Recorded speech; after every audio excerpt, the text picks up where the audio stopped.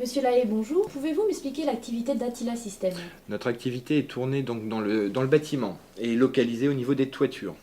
Notre originalité est de proposer aux clients ce qu'ils ne trouvent pas au jour d'aujourd'hui forcément sur le marché, c'est-à-dire du service. Du service dans le domaine de la réparation et de l'entretien des toitures, en y apportant une innovation, quelque chose de moderne dans le bâtiment, en essayant d'être performant, et notamment sur un robot que l'on a inventé, pour lequel on a un brevet européen, donc un robot capable de monter sur les toitures, de les entretenir d'une manière télécommandée. Le couvreur est au sol et télécommande ce robot.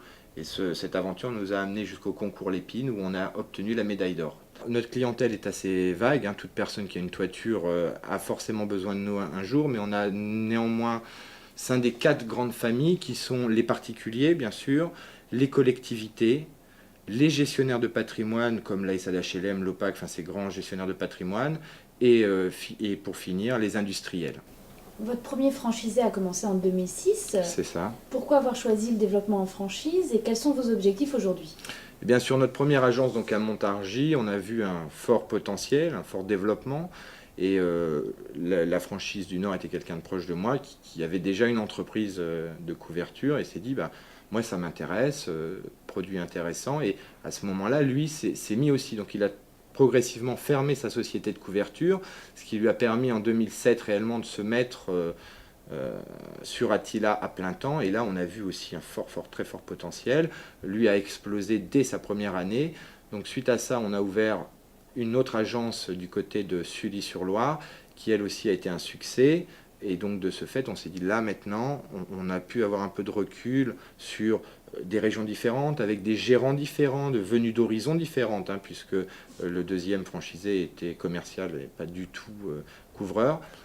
Ce qui nous a permis encore de valider le concept. On a rouvert après ensuite sur Versailles, avec un ancien militaire donc, qui n'était pas du tout non plus dans le métier. L'expérience de nos 4 agences nous montre que le profil idéal est la personne qui a une bonne vision de l'entreprise, un bon relationnel commercial et qui est plus ou moins attiré par le bâtiment. Je dirais que l'activité bâtiment lui plaît.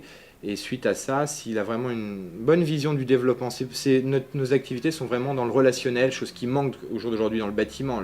L'artisan, par définition, niveau relationnel, suivi des clients, n'est pas très fort. Donc, si cette personne a vraiment l'esprit de communiquer et de manager une entreprise avec l'envie de la développer, après la partie technique, c'est quelque chose qui rentre bien et qui s'apprend avec le temps, en sachant que évidemment on est là pour l'assister, et puis qu'il a un salarié couvreur. Ce qu'on apporte à un franchisé au démarrage, c'est bien sûr avant tout une formation solide au niveau de la technicité.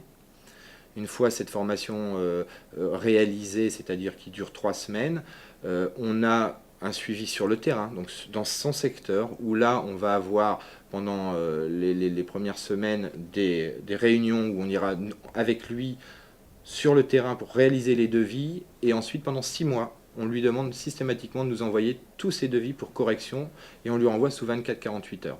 Donc là, il y a vraiment, au démarrage, c'est très important, une véritable assistance technique pour être certain qu'il n'y ait pas de problème. Et on a aussi l'assistance commerciale, où la personne, si jamais il a quelques points faibles, on a aussi un service commercial. Des formations sur certains produits, comme je parlais tout à l'heure, par exemple sur le photovoltaïque ou sur des produits qui demandent une technicité précise, donc des formations régulières, et puis bien sûr tout ce qui est matériel, c'est au niveau achat, bien sûr un référencement produit pour avoir une meilleure capacité d'achat, et puis tout ce qui est matériel innovant, c'est-à-dire le fait d'être franchisé Attila lui donne accès par exemple au robot, lui donne accès aussi à du matériel comme les camions nacelles sous forme de leasing qu'il ne pourrait pas forcément avoir seul, parce que quand on démarre, c'est des machines qui valent cher, donc là il y a cet avantage-là aussi chez nous, et qui sont des machines qui ont des capacités techniques plus importantes que ce qu'on peut trouver chez les loueurs. Donc un ensemble de services qui vont lui permettre vraiment d'assurer et d'asseoir son démarrage aussi bien technique que commercial, et bien sûr des outils aussi de gestion.